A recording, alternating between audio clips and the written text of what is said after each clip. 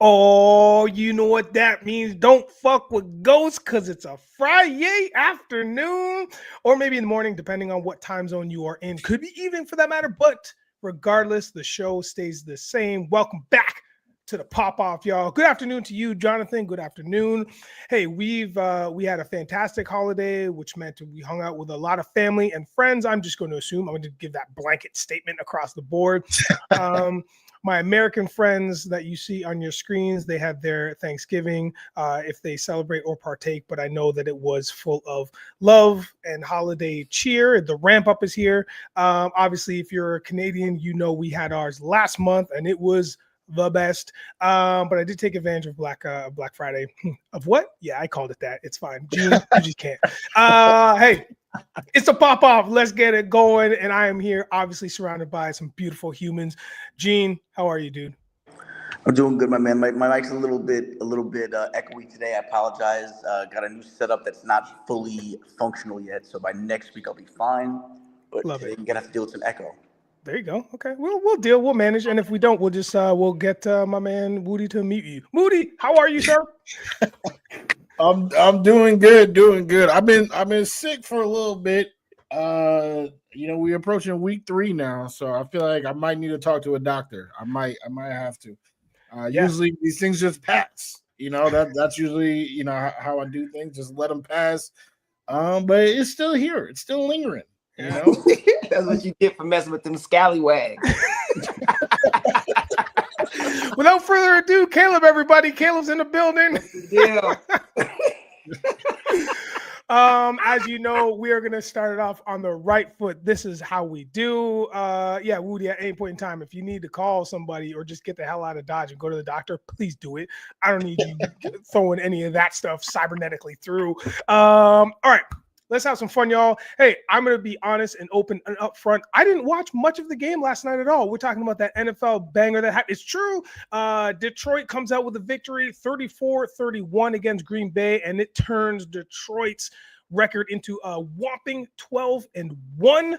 This is outrageous. Kind of, but not really. I guess this because of the turnaround in the Detroit area where they've just flipped it. Everybody's a believer, which Caleeb has mentioned many times on the show. Everybody has bought in, and Green Bay just could not get it together. They're scrappy enough, but they end up with a 9-4 record right now.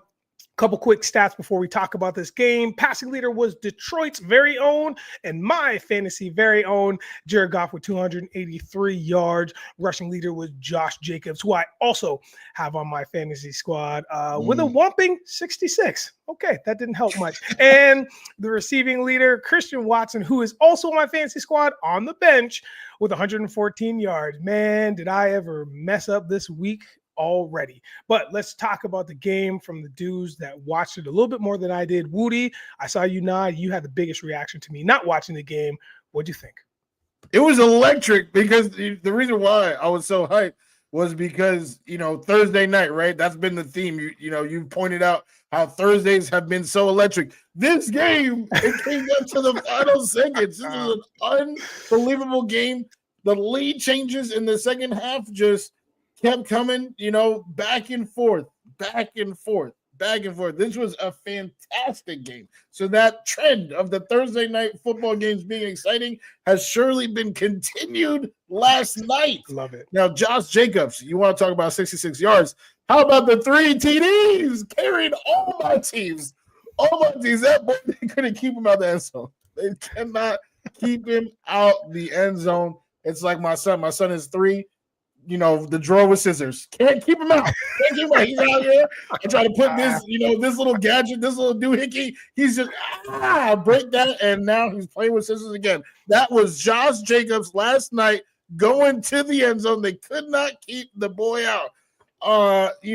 Dan Campbell definitely was calling some shots, right? 4th and short. On his side of the field. He kind of gave the Packers a chance to win the game on a silver platter. They did convert that time, but they were able to drive down the field and, wasted time before the field goal. So there are chinks in the armor. I know that the Lions are 12-1, but I don't know. I feel like this is a team that can be beat, just hasn't necessarily been beat yet. Nice analysis. I love it. I'm like I said, man, I am distraught that I missed it, to be honest with you. I was teaching last night, and then after that, I just rewarded myself after I took the garbage, went to my local, and I never turned back after that. Yes, what's up, Forever One Ghost? What's up? Shout out to Dragon Ball Z, got that nice little avatar. Genefitzmagic. Did you watch a game? What'd you think? Thoughts? Oh, you are muted. So I didn't watch the game last night. There you go. But for a good reason. I was watching Planes, Trains, and Automobiles. Yes. That's a pass. Yeah. Was it your first watch? No, I've watched it a million times, but like I didn't watch it on Thanksgiving, and I always watch it on Thanksgiving at one point because it's a Thanksgiving movie. And my daughter had mentioned, hey, you know what we didn't see this year on Thanksgiving was Planes, Trains, and Automobiles. I was like, put it on now. So we watched it, and it crept into the game, and then I just never got back to the game. I went to bed early, so I wanted to get to the gym this morning. So yeah, unfortunately, I did not watch it. Johnny boy. But yeah, hey, Johnny boy. So I apologize, guys. But the one thing we do know this is the Lions are for real. 12-1. I don't know if they ever started off 12-1. Have they? This has to be a franchise record, no? Probably in 1933. Yeah, right. when it was all those guys with the leather helmets. Yeah, that's right. But yeah, they're here to stay, man. And TC. We'll see. I agree. It gets a little scary, even back to last year with some of these calls by the head coach. But you know what? You got to live by you're gonna live by the sword. You're gonna die by the sword, right? So we'll see. But I unfortunately did not watch the game, so I can't give much insight. It's all good. A bad guy. No, that makes two of us. And Caleb, what do you think? Hey, what's up, Ronald? Hey, shout out to everybody in the chat. Again, I haven't mentioned it today yet, but yeah, by all means, man, whatever you kids have to offer, if you want to throw some comments in the chat, if we're talking about the games or we're talking about anything else, you want to throw it in there, that adds to this conversation. We are free flowing quadrupod of minds here. So please, by all means, sports is our main jam, but listen, we will get off the rails real quick. Now I throw it to Caleb. What's up, my man? What do you think of the game? Hold on. Does anyone else agree to me that Kendrick Lamar is not that? Out the game. You asking, you shall receive. No. The Kendrick, I've been listening to back-to-back for the last week. It is dope. I completely disagree because here's why, Johnny boy. This is amazing. If you're listening to music to party and to be in a certain thing, then absolutely you could say it doesn't do that. Mm-hmm. But it has a couple tracks that can get close, but that's never been Kendrick's thing. Kendrick's never been for lack of a better reference, a Drake, where Drake is gonna feel good. It may not be about nothing but feeling good in that moment, right? But Kendrick is a different type of artist. Notice I said artist, right? It's different. It's way more complex. And so for that, I like it. Like I really love Reincarnated because I love the idea of rapping from the perspective of different people. And then the third verse, he's rapping as if he is the devil, right? Being music was Lucifer's thing, right? Like that's brilliant to me. So and then to lay it down in a track and rap from that perspective to me is genius. Like people aren't doing that in the times of get bitches and money and okay, but damn, I'm 45. I need something a little bit more in depth than that. I've been in my 20s all day long. You know what I'm saying? But in my 40s, it's just different for me. So I have a different appreciation. So for me, it's not whack. But I do understand if it's in the mode of kicking it and we trying to party, that may not be what you want to hear. You ain't trying to hear gospel when you're trying to get some, you know what I'm saying? You be like, hey, I ain't trying to hear about Jesus right now. I'm trying to wax that ass. So don't put that on one. Please don't put that on when we're trying to wax that. Yeah, it's like, come on, you gotta throw something else on. So I get it, but to me, it's good. But I could understand people that think it's not. Absolutely, you ain't getting Lil Baby from Kendrick. It's just not. You know what I mean? So that's what that is. So real quick, the game, right? So I'm gonna just say this.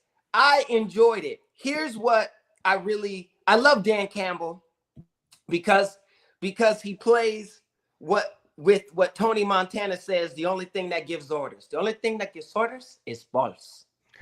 Right? I love it. Like he's honest. I get it. And that's what I'm saying. TC, it's like, I love, and he was willing to take if he didn't get it. Because don't act like Dan Campbell didn't get it last season. Like, you know what I mean? He also didn't get it. He didn't get one earlier in the game. But it's who you gonna be? Who you gonna be? You know what I mean? Decide which one. You know what I'm saying? Like Denzel said in Training Day, you want to go to jail, you want to go home. Make a decision. Make a decision. I think you said that in Gladiator 2 as well, but continue. Oh my God. Don't even get me started. I know I won't. We did it. We did it last week. Because he had a 45 at the table. He put it down and go. I was like, yo. But anyway, I digress. But look, I love that about Dan, right? So you know what you're gonna get with him. And I will say this. Jordan Love balling until they really needed it. They didn't get it. They got the field goal. It's like, no, you can't be within the 10. And I get the penalty, right? But all of that shit is like mental. It's like, come on, y'all, don't do. What are you doing, right? But even that, I think it was 1st and 20 or second and it was a 2nd and goal, but like from the 20. You gotta get that because everything is on the line, right? So now you're going to give Detroit, whose offense looks unstoppable, right? Like at any moment, something's going to happen. That Jahmyr Gibbs, he's so damn fat. I mean, it's just insane. So you're going to give it to them. And it was like 4 minutes. Like, you know what I mean? Like they had time. I think when the game is so high scoring, defense obviously isn't doing it. So you got to get a fumble or a pick, right? And Green Bay couldn't do it. And then Dan Campbell he's going to go for it. It was 4th and inches. I didn't think he was going to hand it off. I thought Goff was going to lean over. At least I think Goff was like, 6'3", 6'4", something like he could get over to get that. So I knew they were going for it. But again, it's like I'm upset that Jordan Love couldn't, because like that's what that is. That was a playoff game last night. And Dan Campbell made a statement like, this is how we doing it. Right. And I think it's great. I can't wait to see them against Buffalo. You know what I mean? I don't know. I think they're going to play hard. Right. Even though each team doesn't need it. It's a game that's actually inconsequential outside of Detroit trying to get home field advantage throughout.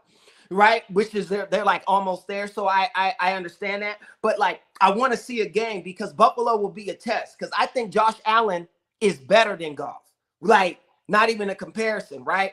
But I think the Lions have a better team, but the Bills have a more healthier defense, right? Like so it's like it's a balance. So I'm really looking forward to that. I think it's gonna say a lot because it could be a Super Bowl preview. You know what I mean? But anyway, I did enjoy the game. I was just like, can anybody play defense? Lord have mercy. It was like these offenses was just cut. I mean, but Detroit was able to do it. They were able to hold them to 3 points instead of 6. And that was the game deciding stand right there. So, you know, shout out to Detroit. And I just love who Dan Campbell is as a human being, that he coaches that way. Yeah, it's I mean, listen, I think you said a couple of poignant things there, and the things I'm going to extrapolate from that, especially, is that this was a playoff game, man. Like we're week 14, kids. You only have a couple more weeks left, and if you're on the bubble, if you're on the cusp, now is the time where you have to buck up. Like you have to really prove your worth to get into the playoffs, get into the wild card at the very least. And like you said, Love didn't seem to be the guy last night, but I like his trajectory. It's just a long, like he's doing great. There's no, obviously I feel like we're all in union about this. The kid's a stud. phenomenal. He's great. Everything's great. But it's those moments where that's going to differentiate you from a modern day Patrick Mahomes, right? Well, that's what made Patrick dope. Was that Patrick would have got a touchdown in 100%. You know what I mean? Like, or even like a Brady or whatever, but there's just a guy and you know the guy. And so it's like we're just excited to see that he could have that potential. So shout out to him. Yeah, man. Listen, amazing. I'm stoked. Everything is great on the NFL front. We're having a good time. Now, we did talk about Dan Campbell, and we talked about how, quote unquote, reckless he may be because he's making these calls. And like Gene said, you know, live and die by the sword, man. That's the way it is. If you're going to make those calls, just know that there is a 99.9 chance that this may not work out for you. But would you rather have Jordan Love or Jared Goff? Gene? Right now, Yes, right now. I'd rather have Jared Goff. Yeah. I think if you were to say who do you want over the next course of years, I would say Jordan Love. But right now, Jared Goff is playing in his zone. Like we've seen his accuracy throughout these past few weeks. He just seems to be on right now. You know, so right now I gotta go. I gotta go Jared Goff. Is he this good? I don't know if he's really this good or if he's just having a nice run right now. I think that's really what it is. They catch the lightning in the bottles. I don't think he's really this good. I've never seen him play this well before. And I don't expect him to play this well going forward, really, after this season. But I think they got him in a good spot right now. And if this year alone, I would take Jared Goff. If you were to say who do I want for the next 5 years, I would say Jordan Love. But right now, I would take Jared Goff. You keep saying this one thing, which is very interesting to me. Like, you're like Brock Purdy. I'm just going to jump ship for 1 second. You're like Brock Purdy. He's not elite. He's only good because he's got the weapons that he's surrounded by. Now, I feel like conversely, or even maybe in the same breath, Goff isn't as good as Purdy per se, let's say. But I think that what Goff has is the supporting cast that everybody is feeding off of each other. If you were to put Goff on another team, I think he'd still be pretty good, regardless of those of the units that he has beside him. It just feels like this is more of a cohesive unit as opposed to when you were saying, I'm not arguing with you about it or pushing back. I'm just saying as opposed to, you know, Purdy and the pieces he has around him. He's got to rest up and get back in the field. But because, you know, when they are gone, it is a quote unquote problem, right? I think Goff is Purdy. I think you nailed it. Awesome. I'm doing my job. Let's go to Caleeb. Let's go to you, my man. What are we thinking here right now at this moment? Would you take Jordan Love or Jared Goff? Sound off in the chat too. If you're so Sean said that Goff is like he's playing with his hair on fire. And I feel like, yeah, Sean is right because he's on the damn Lions. If Jordan Love was on the Lions and had that exact team, Jordan Love all day, like in my opinion, because he can do more and he could be just as accurate if he's got them boys out there. And I'm not saying the Packers receivers are whack; they're good. But what I mean is the Lions' offensive line is the best in the NFL, right? Like theirs is number one, the Eagles are number two. Right? He's got a two-headed monster behind him, right? He's got great receipt. Sam Laporta, to me, he's top three tight end.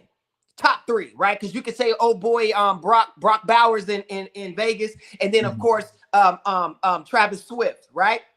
But it's like, and I just say that with love. I love Travis, you know what I mean? But anyway, but Laporta, like that is nasty. And then you got a boss dog as your coach. That's the big brother, like that you be like, I'm gonna tell my big brother, and people like, oh, you look what? Nothing. Right? Because like Campbell is that dude. Like Campbell might come off the sideline and fight with the team if they get into it. Like, you know what I mean? Like he's got that because he used to play. At least that's his energy. I think that gives you a sort of thing. And then Love, not saying Matt LaFleur isn't that or anything, but what I mean is in a certain setting, I think it elevates. I think if you switch Goff and Love, I think Love will be having just as good of a season as Goff. And I don't think Goff would have just quite as good of a season as Love does with that team. I'm just saying. Now, I could absolutely be wrong. What the fuck do I know? But I'm just saying, in my humble opinion, I feel like that's what it is. Because I've never, yeah, he definitely does. He used to play linebackers, defensive line, some shit like that. But anyway, I just think it's a different thing, right? That golf has. It's like perfect. It's like the perfect storm right now, right? It's like they're making Thriller. The fucking production is crazy. The songwriting is crazy. The lead singer is fucking Michael. And he came with this new dance. And he's wearing a leather jacket with zippers. I mean, it's like, you know, they're turning to wolves and shit. It's like, it's changing the game. So I think golf is in this position. If they do not win the Super Bowl this year, it's going to be devastating for Jared. Because he's going to believe what he used to think about himself. You know what I mean? Like right there, but just not it. You know what I'm saying? So what was that Dr. Evil said? Just 1 calorie, not evil enough. Like it's like that. You know, I think like this is, and I've mentioned this to you guys on the pod before.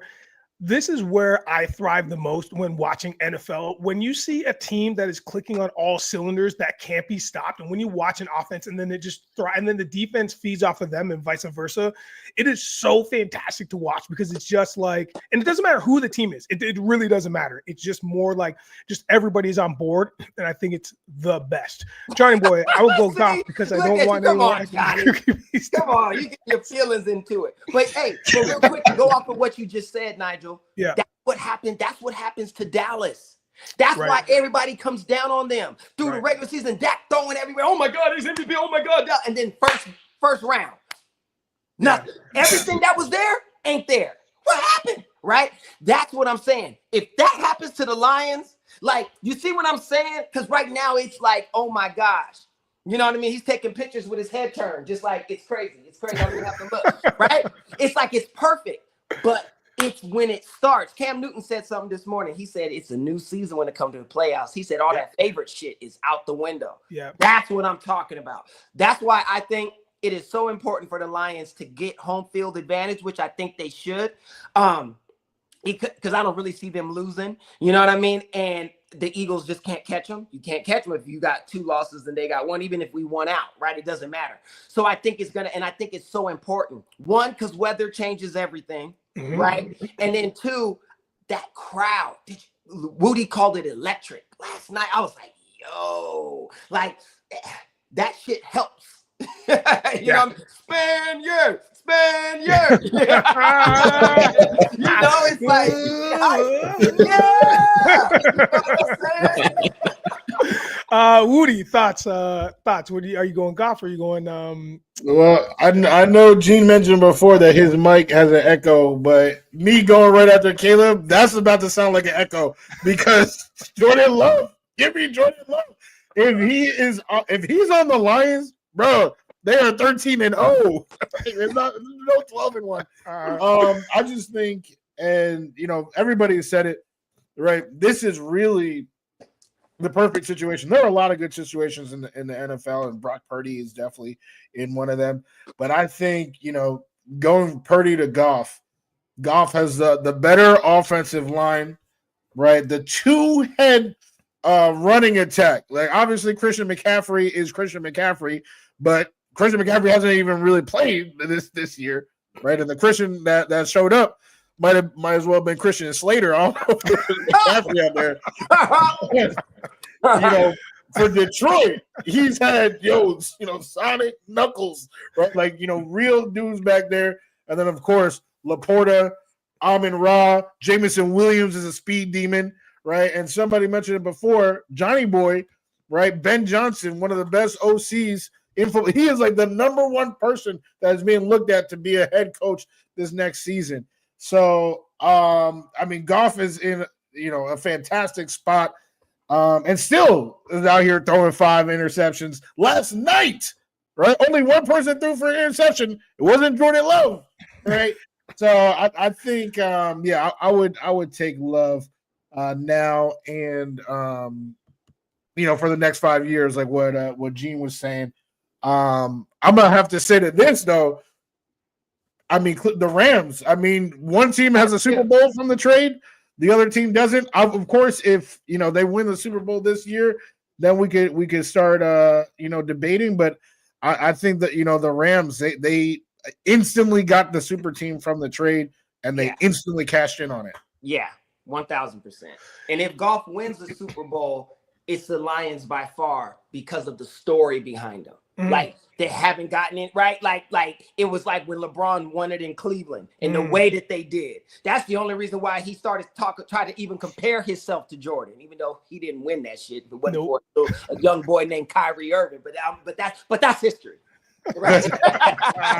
But anyway, I think if Goff wins it, of course it was that. But the Rams can't be mad. Shit, they got a chip. It's true. Facts. Thank you very much, y'all, for joining us and staying with us. This is the Pop-Off. We're going to continue with all the jokes, all the sports recaps, and new topics that you didn't even think of to talk about because we are ahead of the curve. Listen, here's the deal. You all know the timing. We talk about Thursday football, and then we talk about Nigel's Cap Corner. What is up? Here it is. This is a banger right here. Check this one out. This is a PB&J mask. Now it's going to be a little whack because of the lighting here, but you can see you got the mask on the PB&J with peanut butter, and jelly. You got the jelly coming out right there. Look at this. Shout out to Hat Club. I'm not getting paid by them, but I mean, damn, they come up with some great hats. And check out the back patch right there. You got two knives on it, one with PB, one with J. Okay. And obviously the color tone on tone, new era flag. You got the gray UV with the black guts. That is what it is what it is. This one is an exclusive. I got a couple of these, so listen, they'll be out there. Oh, and I forgot about this. The orange top. Yeah, got the orange button on there. Boom, to work with my sweater. Now that we've just jumped in and out of Nigel's Cap Corner, we're going to jump into just some general NFL talk. Thank you, Johnny Boy. Appreciate you. Johnny Boy asked a question. I couldn't read it. It went away too fast. He asked something about between two coaches. Just I didn't know. Two coaches. Who got the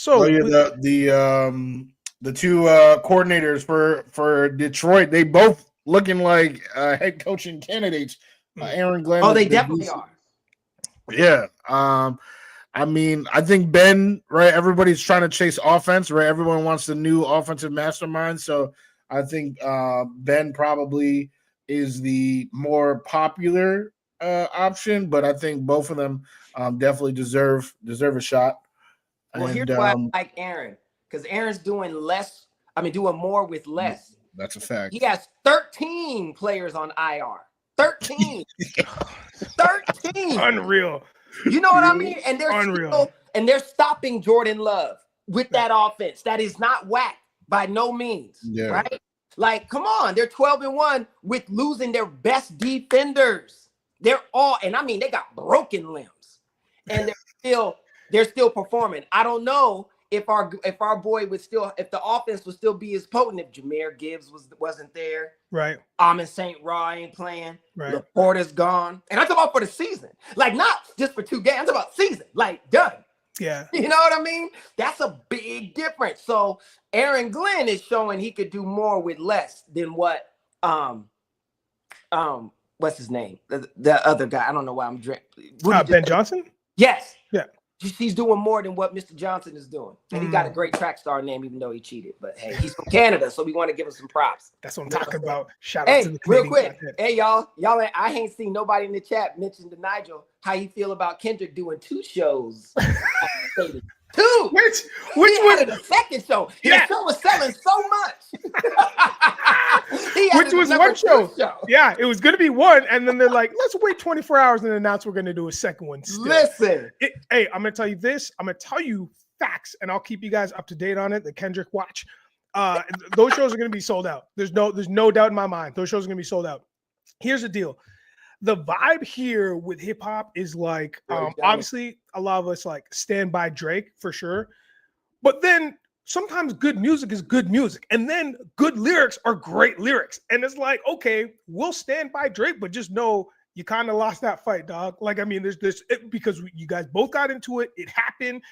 And then, Drake comes out with this, hey, you know what? I'm going to put the pedal down to the metal, and I'm going to put out a lawsuit there to AMG or whatever. Like, it just, and then now it's real, and it's almost so real that nobody's talking about it anymore. We're like, okay, that's real now. Like, we're talking legal stuff. Like, that's real.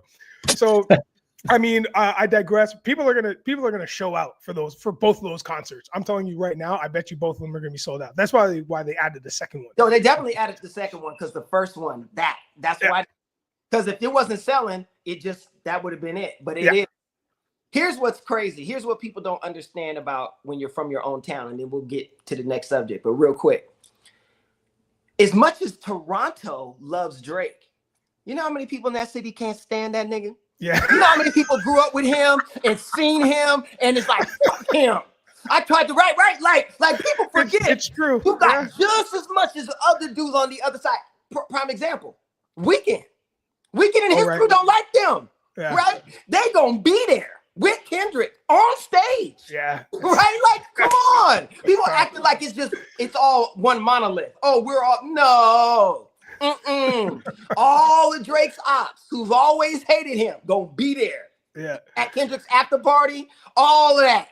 You know what I'm saying? I'm so stoked to see what the Super Bowl is like because the numbers are going to be out of control. And also shout out to The Weeknd for doing the Super Bowl a couple years back because he crushed with that performance, and people were just like, what was that? And it's like just The Weeknd being The Weeknd, doing stuff outside the box. Then he's just going to disappear and do his own thing for a bit, and then come at us with something new and fresh, right? So shout out to The Weeknd. But yeah, man, this is Wild West out here for hip hop right now. And let's talk about the Wild Wild West in the NFC East. This is going to be a very quick conversation, I feel like. But let's talk about the Eagles at 10-2, and you have Detroit at 12-1. I mean, are the Eagles going to catch up? Does it even matter at this point? Like, what are we talking about? Caleeb, the Eagles are your favorite team. Let's talk to you real quick about it. I don't think we catch them unless they have to lose. We have to win out, and they have to lose, right? Like they need to lose twice for to give us room, right?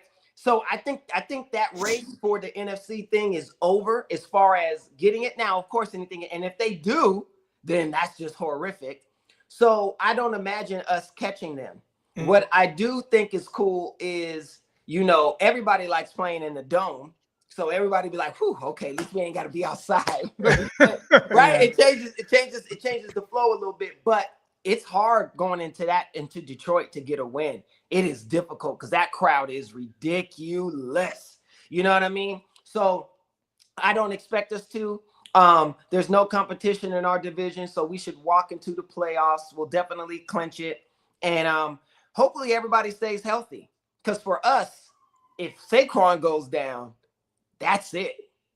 like there goes Christmas. I'm telling you now. Like, he has to stay healthy.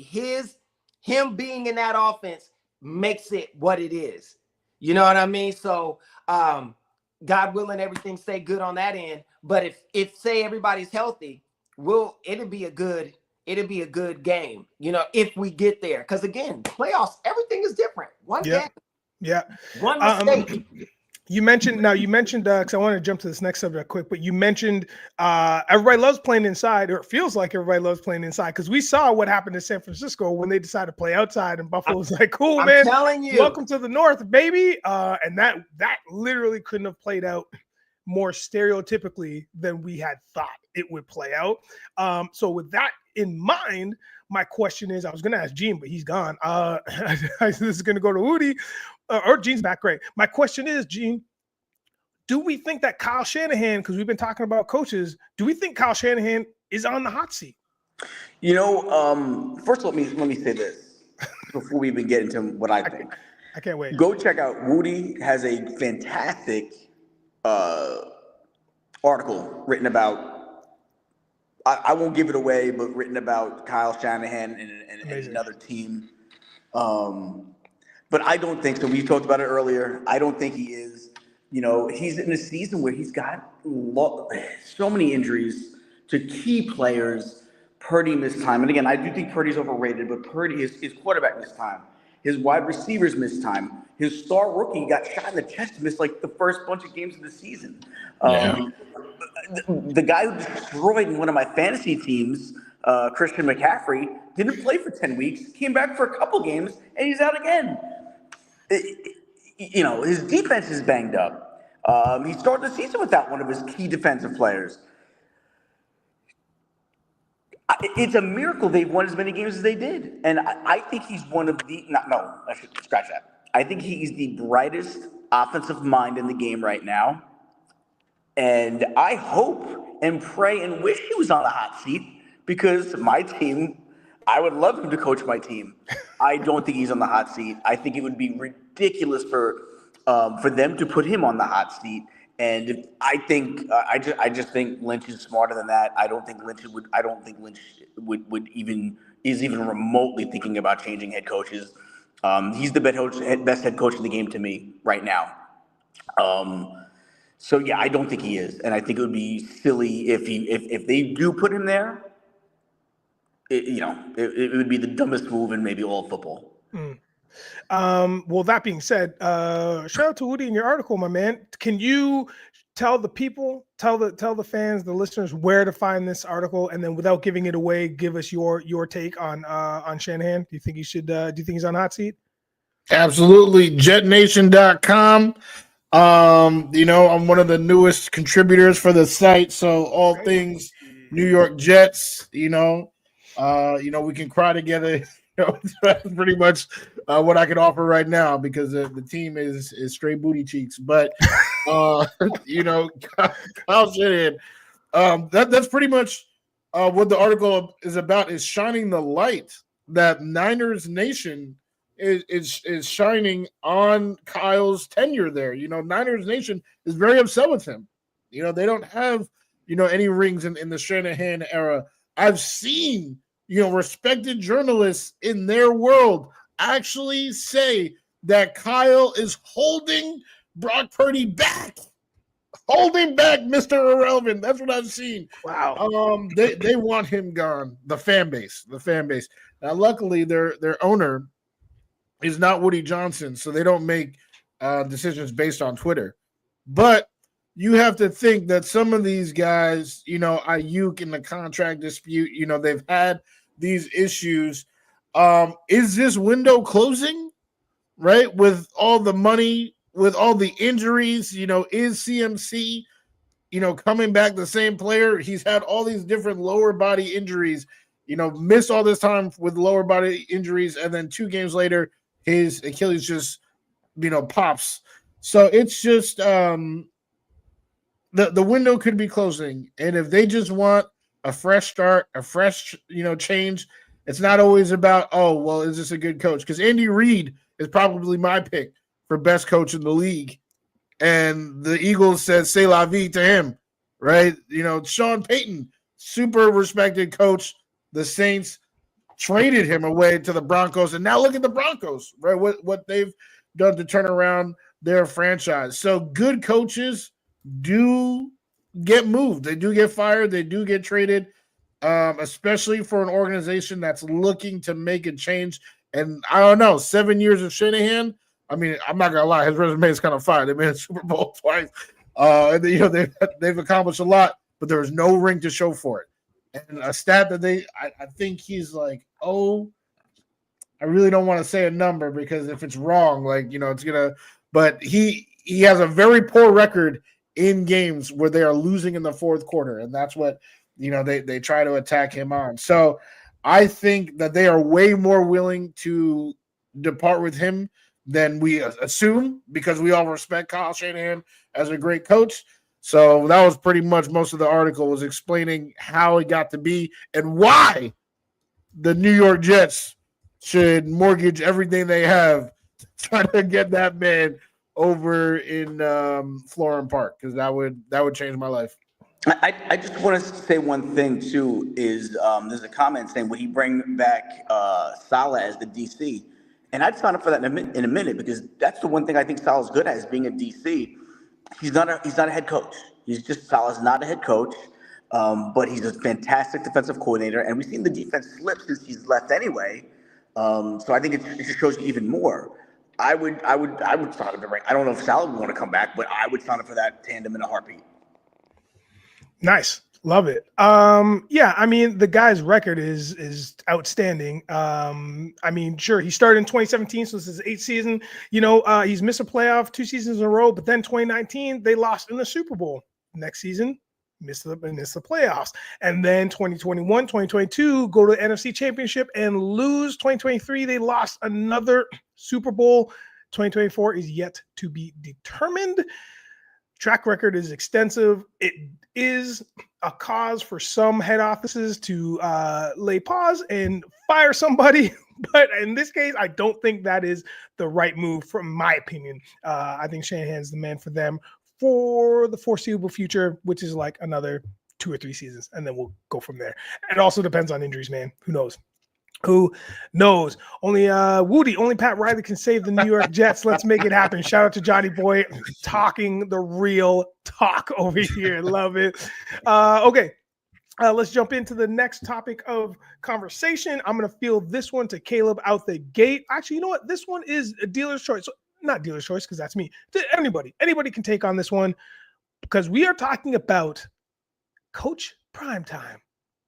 Now, can he make the jump to the NFL? Will he make the jump to the NFL? There's been rumors, there's been hearsay, but what do we think collective Coach Primetime? Is he making the move to the No Fun League? No. I think everybody else to go.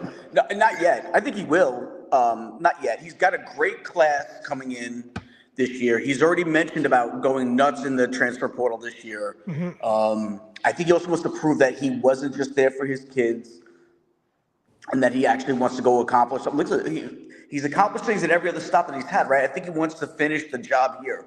I think if he was hypothetically, if they would have been like in the talk to win the championship this year, then yeah, you might see him go elsewhere already. But I think he wants to get to that level first here. And then I think you could see maybe within the next 3 or 4 years make that jump. But I don't think he's ready this year. Anybody else? I think, I don't know, you put, the money, the exposure, and the opportunity to coach his son. You see the hoopla that was made about LeBron James Jr., who is not an NBA quality player. He's just not, which is why he doesn't play, right? But they, stopped the world, stopped the game, had them pose next to a real, father-son duo because of the, of the story.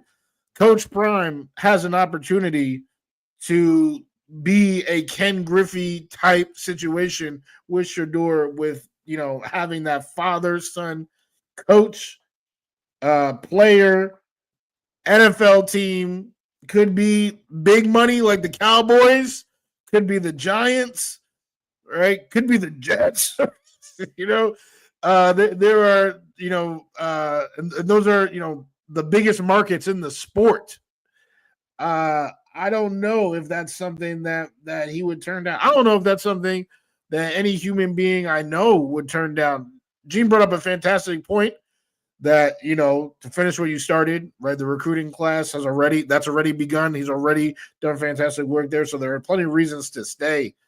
But, on that scale, does it outweigh what could be if, they were able to, pair them together? I don't know. Yeah, I think Deion is an absolute businessman, and I think he understands how perception is reality and how things are. So he understands that there's a desire for him because it's in the media and all of that, right? So he knows that there's a market. So I agree with Gene. He's definitely not going this season. He's going to let Shador go, right? But it will be after next season that he'll start fielding calls, because can he? Absolutely. Will he? Not right now. He's going to plan it because he wants to maximize everything. He wants to be on a team that he wants to coach, that's got the roster that's already in place, that he can come in and be who he is at that next level. There's no way a guy like Deion Sanders wants to stay at college. No way. Like, not when you see that you're doing well. You start off there to see if you could do it. Now it's like he's gonna go up, and all the players that he'll get all grew up seeing him as the greatest defensive player to ever play the game. Like, he's considered defensively like a Lawrence Taylor, a Ronnie Lott, Michael Singletary, right? Dudes that like they're the best at their position. He's the best cornerback to ever play the game, no doubt. You can name others, but nobody's better than Deion, like in people's minds. Whether that's true or not, Rod Woodson could have been better. Who knows? You know what I mean? But I think it's going to be, yeah, absolutely. And look, he's going to want to turn it around. So when Wudi said the Jets, I kind of laughed, but I was like, shit, that's what he wants. Dallas is different because, okay. But outside of Dallas, because it looks like Mr. McCarthy about to get himself a new team. Listen, they should stop. Man, if I was Jerry's sons, I'd be like, hey, go guard the wheel. Don't let dad change nothing on that motherfucker, okay? He gonna do shit. Half of it, Dak gonna own it. And then some stripper named Peaches gonna be like, yeah, I get 15%. And Jerry signed this right here. You know what I'm saying? It's always Peaches, man. It's Peaches like, come on, man. more. It's insane. So anyway, but the Jets, right? Big market. Everybody is clamoring for them. Could you imagine what would happen if he came over there and changed the game? Like, what? That's the kind of stuff he looks for, though. Like, he wants that because he has an ego. Everybody does. But Primes is like, to come in and be the dude that changed things around. Come on. So anyway, I think he absolutely will. It just will not be after this season. I doubt it's more than 2 that he'll do in Colorado. I doubt he does. Plus the narrative. Oh, absolutely. And look, Shador has shown that he can ball though, Sean. Like, his dad ain't out there throwing them passes. His dad ain't out there evading those defenders. His dad ain't out there running. Like, that's Shador. Right? Like, he's showing it. Now, there may be a thing where you feel comfortable because you got your dad's support, but I mean, goddamn. You know what I mean? Like, okay, cool. But I don't doubt that he can perform at an NFL level. And much different than the other situation that Wudi talked about. So it's gonna be, I think it'll be great, but I think Deion has no more than 2 more seasons at Colorado, and then he's gonna check out. But he's definitely there next season, 1,000%, because he wants to show he could do it without his son. Yeah, I think you nailed it. I'm in the exact same camp as you. I think 2 years, like minimum, that he's there, especially when they're in bowl contention now. Like, let's see how this season finishes out, because this could lead to just a bigger paycheck. And to your point, let's find out how well he does with a new crop of players. Right? There was rumors about. He did say some business about, the Raiders, because he likes the Raiders vibe, but again, I don't know if that's going to come through fruition, but I could see him in the silver and black in the future. So 1,000. He'll go to whoever gives him the money. Yeah, absolutely. I don't doubt he can call ball, but haters will bring it up. Yeah, absolutely, Sean. Absolutely. Man, haters are going to, that's part of the universe. They supposed to be there. What else is going to wake you up in the morning? You know what I'm saying? Some of y'all got your biggest hater next to you every night. Yeah. So you wake up. Just for the record, Caleb is saying that the love you have is different. It's fine. Everybody, you're fine. Don't. Oh, Caleb breaking up people on our show. All right.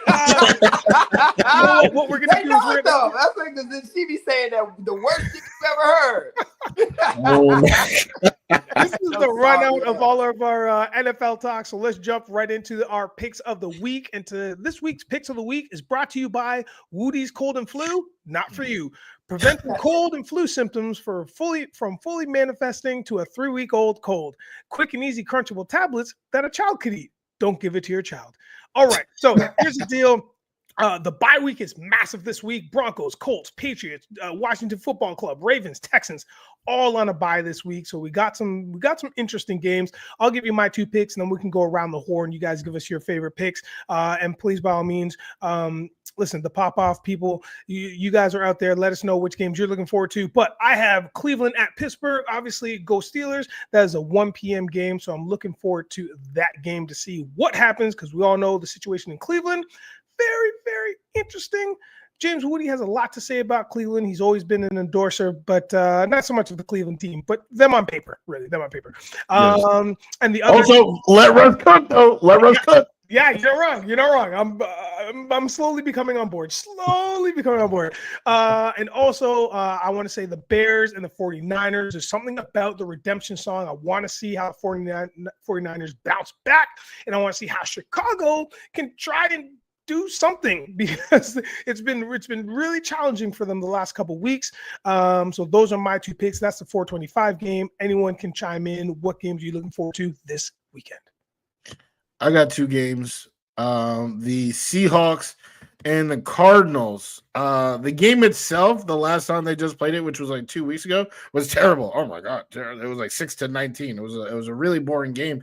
But the NFC West as a whole is a very interesting division because it's not the they're all very close, but it's not like the fireworks of the NFC North where every team, 10, 9, 8 wins. Every team has like 8, 7, 6, 8. But this is a big game for that division. The Niners are trying to fight to the playoffs. The Rams are all 4 teams are trying to fight to the playoffs. The Cardinals were the leader. And they actually still could be. I would have to check, but the Seahawks aren't too far behind after they played so horribly against the Jets and still won the game. Maybe that's, the kick they need to be like, hey, guys, like even when we give up the ball 4 times, we can still win. Now that this is the push that they need. And hopefully DK Metcalf can do something for my fantasy team because he has been stinking it up. But the second game I'm going to choose is another division game. I love these division games. I mean, give me the Chargers and the Chiefs and the wide receiver who has stepped up while DK has been stepping down, Lad McConkey. That is a name that I never expected to say this year on this show, but I'll say it again. Lad McConkey. That is his name. That's who he is, and he has been balling for the LA Chargers for the last couple of weeks. I want to see what he can do against a great Chiefs defense that has been doing a great job stopping people because the offense is still, working some kinks out. So I want to see that divisional matchup, 2 of the best coaches in the entire NFL. I would say they're both top 10, Andy Reid and good old Jim Harbaugh doing his thing. So those are the 2 games I'm looking at. Gene? Yeah, so unfortunately, I think the game of the week we got last night. So really, I feel like Sunday, there's no major games I'm really looking forward to Sunday, although just some being that I have a team that's in contention for a number 1 pick, just seeing how many teams that are ahead of us for that number 1 pick could mess up their draft status and win a game. And I do have the Giants actually winning.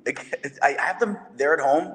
They got the Saints. Both teams are horrendous, but I can see them coming up with a win.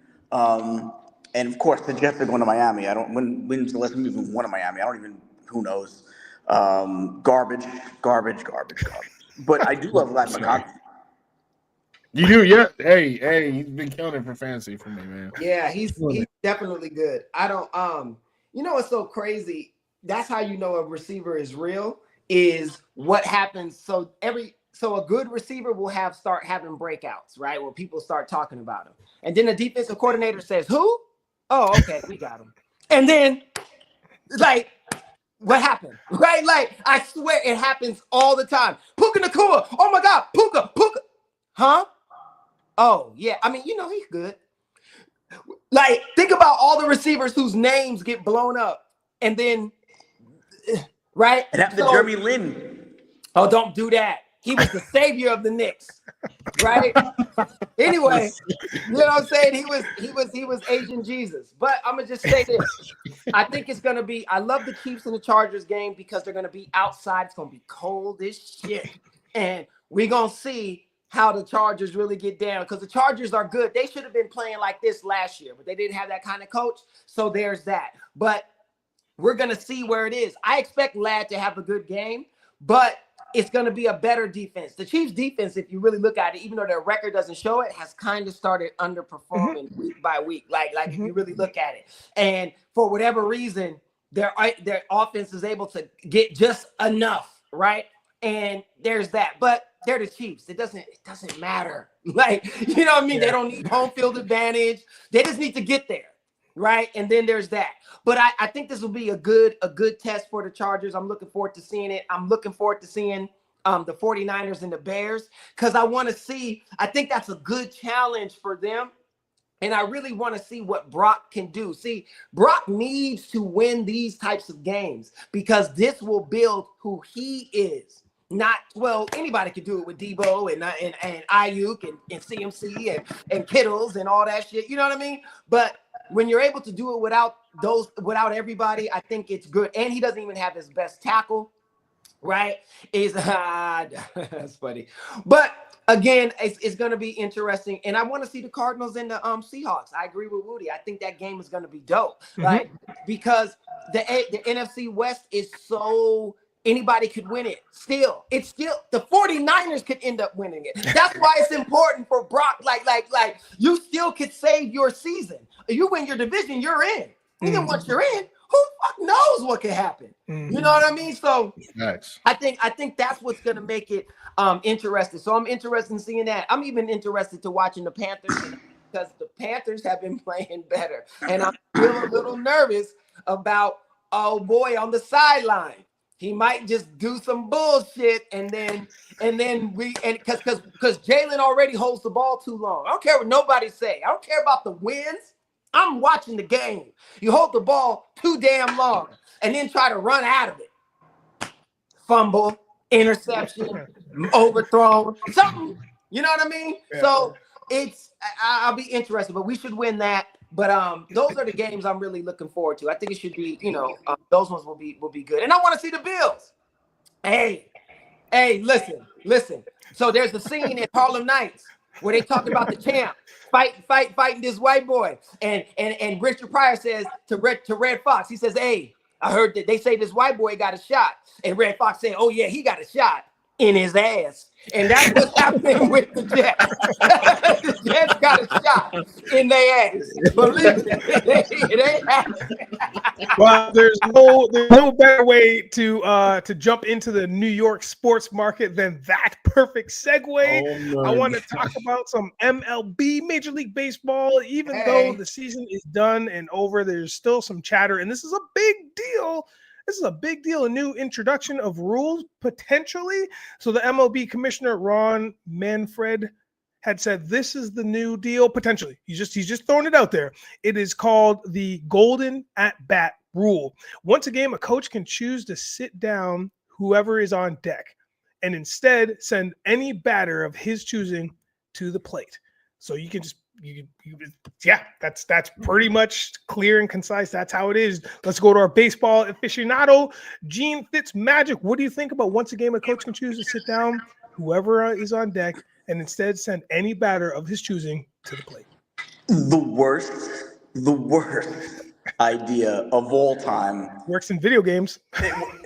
What happens if the Yankees, they want to send up Aaron Judge? I mean, you can send up a guy twice in a row. You could put him up and then put him up again in case he put him up before he normally goes and then put him up again. Like it would make the game like, do you remember when they used to have the MTV softball games? Like it would be like a bunch of like the and they used to do it with the basketball too. They'd have like celebrities and retired players. It would be that. It would cease to be Major League Baseball. It's already bad enough that they put a player on second in the extra innings. That's already bad enough. I can kind of get with it a little bit if it's, but this would be the final touch. It would ruin baseball. It would legitimately ruin baseball. Wow. Bold choice. Wudi. I gotta agree. I think this might be a clean sweep. Johnny Boy here said that Manfred needs to get a golden bat to his head. Agreed. I mean, I feel like it's crazy. I don't understand the point of it. I hate because I feel like I sound like a grumpy old man, like back in my day. Get off my lawn. Yeah, all that type of stuff. But it's like why are you changing things that don't need to be changed, man? What is the point? What are you trying to accomplished by doing this. I think it's a stupid rule. I think it actually does ruin the integrity of the game, the integrity of the league as is. And there's no place for it. He should be embarrassed that he said it, and now that it has the the engine that it does behind it. I mean, I hope not. I mentioned my son earlier. He's 3. Hopefully he don't know nothing about what a golden at bat is. That's my hope. That's okay, because at least he's gonna know what the Emirates NBA Cup is. Brought to you by Emirates. He'll know what that is. Caleb, what are we talking about here? Golden at bat rule? Clean sweep. I hate it. I think it's dumb. Because it's just, if you're gonna do that, then just change everything. Because what they're trying to do is make it more exciting. What you want to make it more exciting? Make it 6 innings. There you go. Right? You want to make it more exciting, get rid of intentional walks, right? Like now you got to bat. Now you got to pitch the judge, even if you don't want to, even though the bases are loaded. Right? Like you could do different. Like, I think this whole golden bat is like, man, he's had too many golden showers. It's like, stop with all that. You know what I'm saying? It's like we don't like it's unneeded. For real though. It's like, come on, man. Like it's just dumb. But I understand the impetus behind it. I do. They're trying to make the game more exciting, more fun for the fans. They're trying to compete with these faster paced sports. I get it. But baseball is its own thing. It has its own audience, and there's people that are always going to love it. The young kids, they like to play it more than they like to watch it. Okay. But it's like, it's not going to die. I understand it's not number 1 no more. Right. But it's like, to do these gimmicky things, I think it's just like you're making it. I don't know. But it's like the NBA is going down too. Too many damn threes. Don't nobody want to watch the shit. It's like, it's just terrible. So I think baseball should just leave it alone. It's fine as is. You know what I mean? It's what it's going to be. If you want it, like I said, if you cut innings, which I think it still sucks because then you got to worry about records, but at least, because what happens is you compress it. Now everything is more precious. That's what makes football so interesting. Every game means so much because there's only 17 of them, or 18 now. But you know what I mean? And everything is one loss elimination, not a 7-game series, which I'm not debating. I think that's cool. But what I mean is, it's why it's so because everything is so, it means everything, right? So it's like that, and I just don't like the golden bat. So no. Yeah, I think for me, and what you're talking about. What is it? We got to go Google for that. Please don't answer that. That's going to be talked about on the pop off after midnight. So you got to tune in on the pop off after midnight. We'll be talking about golden showers.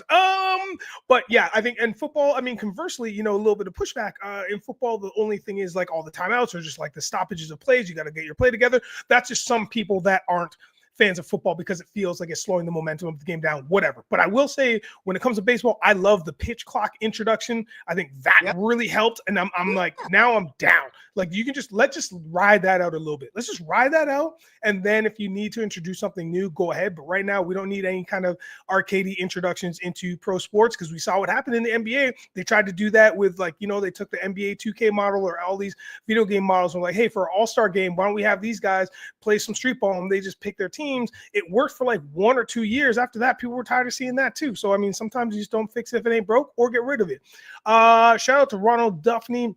Way early in the chat. Ronald, listen, man, we appreciate you. And the reason why I'm bringing you up is because now we're going to get to the Juan Soto talk. Where is Juan Soto going to go? Is he going to go to the Yanks? I don't know much about this. But once again, we will jump right to our baseball aficionado, Genefitzmagic. Where's Soto going, man? The Jays? Sick. Moving on. Let's talk about... Somebody put in the thing in the chat, and I heard it. Yes, it was this morning that the Mets may have, somebody might have leaked that the Mets have already signed him like yesterday, and they're just holding it out for the winter meetings and whatnot. And, if the Mets signed him for $700 over 14, as a Yankee fan, I'd be furious. And it's not because the 700 or 750. Listen, it could be $1 billion. You know why that doesn't bother me? if it's $1 billion contract over 15 years or whatever the hell it would be, is because you're never going to pay all that money. That's $700. That $700 million is never going to get paid because there's going to be opt-outs every 2 or 3 years. He's going to opt out at one point, and he's going to become a free agent again. So I'm not worried about the big number. I'm worried about the yearly number. And if it's going to be like $50 million a year, Yankees need to pony up and get him. There's no way you came into this thinking that you were going to pay less than that anyway, unless you took some type of huge discount. And shame on you for thinking that. And I don't want Hal coming out a few days ago, whatever it was, saying, "Oh, we have the money to afford anybody we want," and then balk at this. Like if it's the 14 for 7, go out and get them still. Like what and I get with Boris saying, well, we're going to give the Yankees the last chance to basically to say. They're going to take any offer to the Yankees to give them the last chance. And that's such a smart idea because what it does is it puts all the pressure on Hal because Hal talked a big game about being able to sign whoever he wanted this year. If they tell the fans, hey, we're taking the last offer to Hal for him to say yes or no on, now it's all on him where it's the fans will crush him for not coming up and pointing up and going that $1 over or matching or whatever it would be. So it takes the pressure off Soto. The fans might look at it like, well, we let him go. We had the chance to match, and we let him go. It's not his fault. So kudos, and I usually hate Scott Boras. Not usually, I always hate Scott Boras. But if he was my agent, that's the perfect move. Put it all on Hal. Say, we're going to bring it back to Hal no matter what it is and give Hal a chance to match. And I just hope he does because I think I don't think you got to look at it like the length of the deal is the problem. I don't think you have to look at it as the total contract is the problem because again, there's going to be opt-outs. What he does for the Yankees right now, it exceeds what they could do without him. And I think because he's so young, too, I think he appeals to a different group of fans that you can look at. And again, do I know the numbers? No, but I'm sure if you look at the numbers from what they made in 2023 to what they made in 2024, I will guarantee you they made way more money in 2024. And Soto's part of that. We know they have the money to afford Soto plus, so there's no excuse for them not to. So it's got to be the Yankees. You can't let them get out. Woo. All right. Well, what do we think? Let's make it real quick. Moving on to this topic. What do you think, Caleb? I think that it's going to be hard for the Yankees to keep them if they're not showing. Because when everybody's got money and you're acting like it's not a big deal and somebody's acting like they want you and they got the money, like how Johnny Boy's bringing up the Mets, right? It's like it changes things. And he was there. He saw what happened last season with what it's like so he may want to go. But I agree with Gene. I think the Yankees have to keep him. If they lose him, it's just not like they need bats to compete with LA. You have to have bats and pitching. The Yankees pitching did not show up like they needed it to, right? The Dodgers did and their bats did. That's what the Yankees got to do. My favorite Yankee is Jazz Chisholm. That's my boy. I love that dude. I think he's so dope. They got to make sure they keep Jazz, which they ain't worried about that. But Soto, they got to. It's like you got to give him whatever he wants. And I agree with Gene. If it's $50 million, give him $50 million, right? You don't have to give him 14 years. Shit, you sign him for 3. Give him $50 million a year for 3 years, $150 million. Like, but it's all right there. Like you can do these deals, however. You know what I mean? So, but I think the Yankees have to keep him. Like they gotta get him. They gotta keep him. And they have to do more because that's just running it back. If they re-sign him, that's just running it back, and that wasn't good enough. They need him, and they need more. And maybe not much more, but they do need more. They need another bat. Who's closer than your typical 5-game series. But they definitely need another bat. And that's another thing too. If they don't re-sign him, it looks like the guy that tries to say, well, yeah, I could have afforded that, that Maybach, but I just love this Honda Accord so much. I'm just going to drive the Honda Accord. I don't need the Maybach. I can afford the Maybach, But the Honda Accord is pretty dope too. Yo, Honda Accord's Don't never tell done me that. anything to you, man. Honda Accord's never done anything to you, bro. Leave it alone. Let's keep it in New York because I wanna get Wudi's opinion on this. Now we're gonna jump to the Knicks because we're gonna talk about another star on another team, New York based. We're talking about Jalen Brunson. Is this Jalen Brunson's team still at the Knicks, or has Cat taken over? Question mark. Bodega Cat. No, it's amazing seeing what's been happening over there. Blue and orange, right, are the Knicks colors. They're also the Mets colors. They're probably going to be Juan Soto's colors. All right, this is what I let y'all know. All right, there's another team y'all talking about. The Yankees got to compete with the Dodgers. Well, the Mets got to compete with the Dodgers. Okay, so they looking for somebody, and I think Lindor and Soto. That's a pair that we're about to see. But we're gonna go back. That's young boy shit. That's that shit Gene was talking about. Exactly. That's what I'm saying. So now we go back to the other pair, the pair of Brunson and Cat. It's almost like a trio. Is it a full five? Because OG, scored 40. Mikal Bridges randomly just, was balling. This is a fantastic team. I think I wouldn't say that, it's not Brunson's team anymore. Like, I think, we've already seen him hit a couple game winners this year where, he is a go-to guy, right? He has been passing. His assists have gone way up.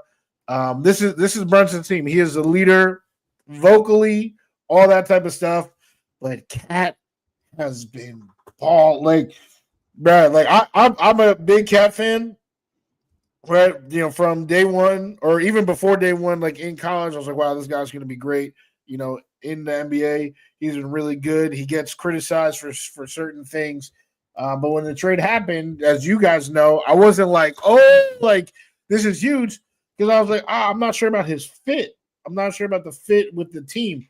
Offensively, bro, offensively, if OJ's glove fit like that, he would have went to prison in the 90s, right? But don't Google it. People don't Google. If you don't know about it, don't Google that. We'll wait for the pop off at midnight for that one too. But defensively, there's still more to be desired. We hope with Mitch Robinson, if he ever comes back this year, he can help out. But Cat, it's been crazy. He's like the best offensive center in the league and one of the worst defensive. Allowing, I want to say it's 86% of the shots in the rim, around the rim, to go in. I mean, that's just that's terrible. So I would say still Brunson's team, but it is an absolute joy and honor and privilege to watch Karl Anthony Towns play basketball. And I might get that jersey, 32. That's not too far away from the 33 Ewing. That's like my first Nick jersey. I mean, he is doing some serious work. I haven't. My last 3 Nick jerseys that I purchased was Jalen Brunson during his fantastic run this past playoffs. Amari Stoudemire back in 2011. Wow. Right. And Latrell Sprewell. So yeah. He had his own rims. He had his own rims. He did. Yes. What are we talking about? And he slapped you. That's real man shit. Yeah, I feel no ways about it. I gotta dip guys, but I'm gonna just say I agree with Wudi. Here's the thing: because the NBA has changed so much, defense is no longer a priority. So Cat can just score and be considered great. I will say this though: the NBA is biased, like the NFL is, right?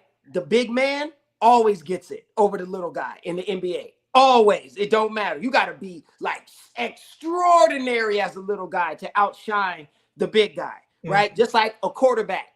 The quarterback can be halfway decent and he'll still get all the credit and the thing for being right. You got to be Saquon, having a Saquon season to outshine Hurts. It's just like, that's just what it's going to be. So the NBA is biased. So of course, if Cat keeps doing that, it's going to be Cat's team. Jalen can't do nothing.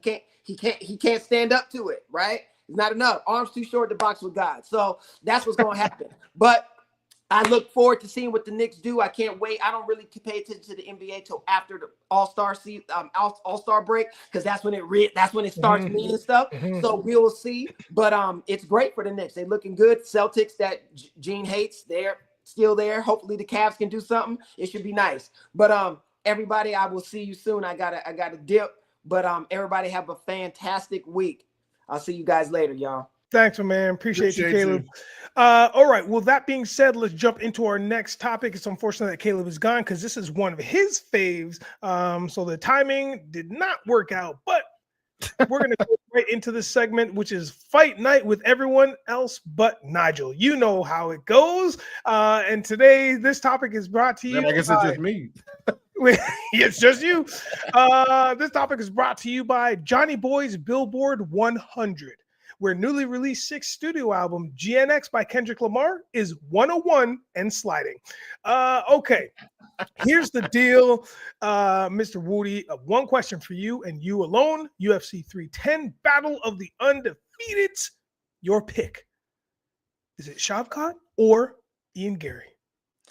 I am going with, it's actually so funny. My most recent notification on my phone is that 100 people liked my comment on this random social media post that I said I'm betting the house on Shavkat. Wow. This dude is a beast. I mean, Russians have been taking over the UFC for quite some time, right? The issue though, like almost, historically, they've all been the exact same. It's like, all right, they super wrestlers, right? Because they wrestle bears. They legit wrestle bears. They can wrestle a human being, right? They have the cardio. They don't get tired, right? They can take hits, but they're not really strikers, right? They can't really strike. Like their whole strategy is to get you on the ground. So the thought is, well, if you keep these guys standing up, you can eventually beat them because they don't have the striking prowess. Shavkat, he can do it all. All right, so he puts all of that to throw it out the window. He has beaten some of the greatest strikers in the history of his division, outstriking them. So that's not a problem for him. But then you factor in the fact that he can also do all this on the ground. I mean, Ian Gary is a fantastic fighter.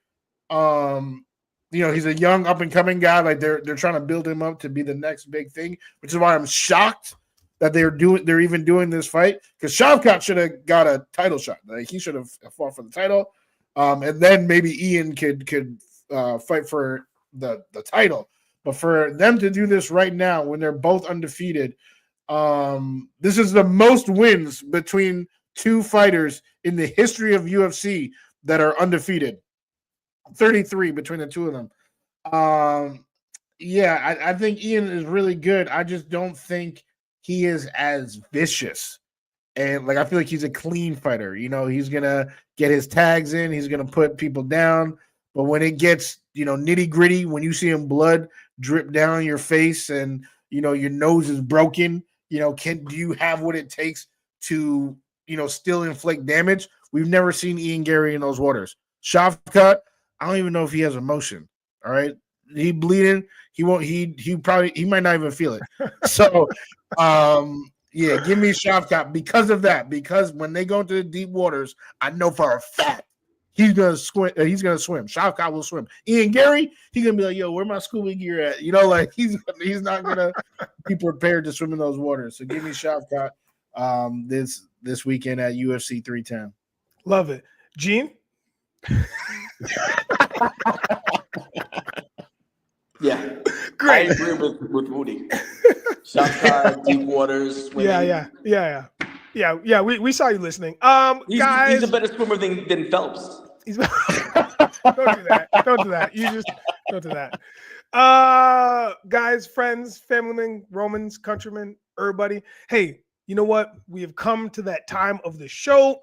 We're going to cover anything that we have missed. But first and foremost, I want to say thank you so much for being with us today. We had an absolute blast. Laughs were nonstop, but also we got some facts out there. Hopefully we shared some new information with you guys. You guys shared some new information with us. This has been the Pop Off on the Uptown Sports Network. So make sure you check out Uptown Sports TV on YouTube. That's where we are. Like, subscribe, share, all that fun stuff. You know what it is. We are here every Friday around noon.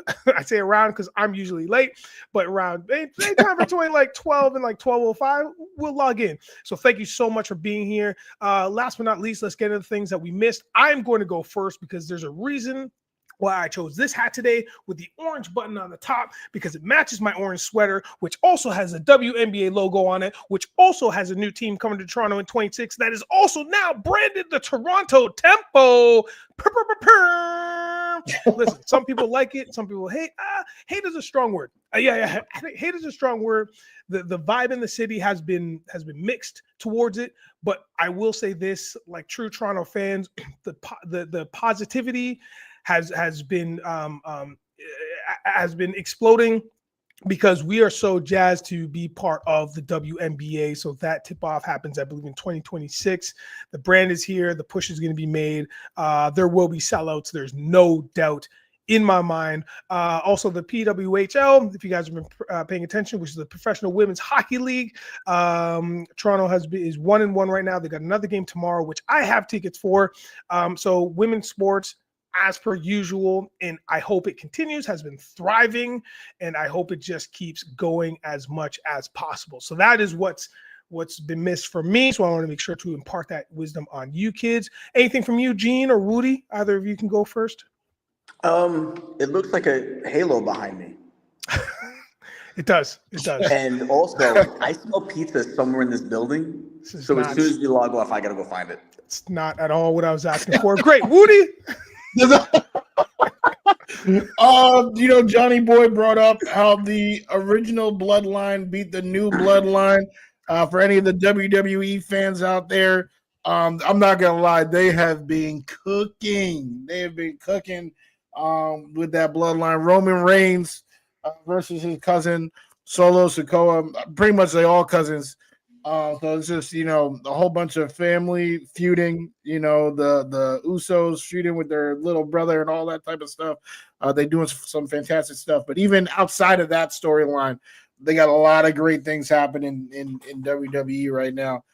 Drew McIntyre just came back. CM Punk is doing some things. So it's a great time. Great time to be a pro wrestling fan, to say the least. And you know what? I will piggyback that, because I just found out that if you are a WWE fan, you are now living in the glory days, the heyday, the golden age, if you will, because they are bringing back Saturday night's main event. It returns to NBC December 14.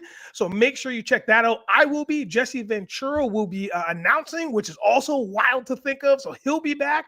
I believe they're going to do 4 of these per year. That's what the idea is for now.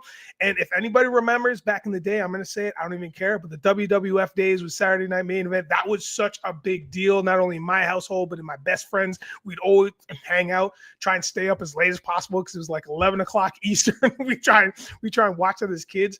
So once I heard about that, I was so stoked. And they're also bringing it back to Long Island, which is where it all started. That is December 14. Check it out on NBC. Saturday night's main event. It is back. You might have your boy back. I might be back into wrestling. I might be back. That's all I need. Hey, this has been the Pop Off. We love you. Any last words from you, Gene? Yes. I do want to say we had over 350 watching, not all on YouTube, but guys, we on all the socials. Make sure you go to all the socials, because especially on YouTube, because then we can see your comments if you want to play along. So we had over 350 people watching. I don't know how high it got. It's like I'm on my phone, so I couldn't see it. But come on over to YouTube and be part of the discussion there. If subscribe, it helps us out, pushing the channel further, allowing us to do more. And also too, I know me and Wudi have spoken about it. Nigel also knows a little bit about it.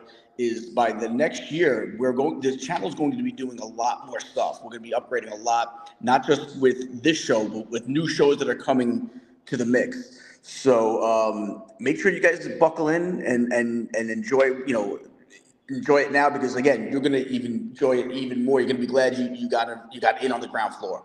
So like tell a friend, tell a friend to tell a friend, tell your mom and dad, even your dogs and cats. They get it, Gene. They get but it. subscribe, man. Subscribe. We got a lot going on. And the audio version will be back. We'll be having everything will be on audio as well. So if you want to listen on the audio platforms while you're in your car.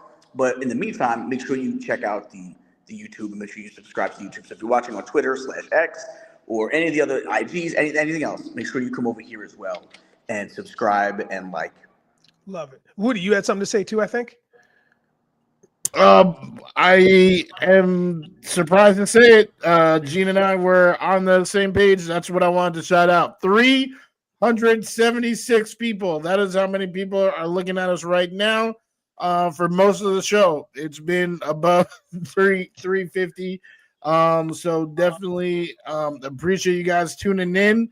Not dropping off, right? You guys hanging for the whole conversation, watching.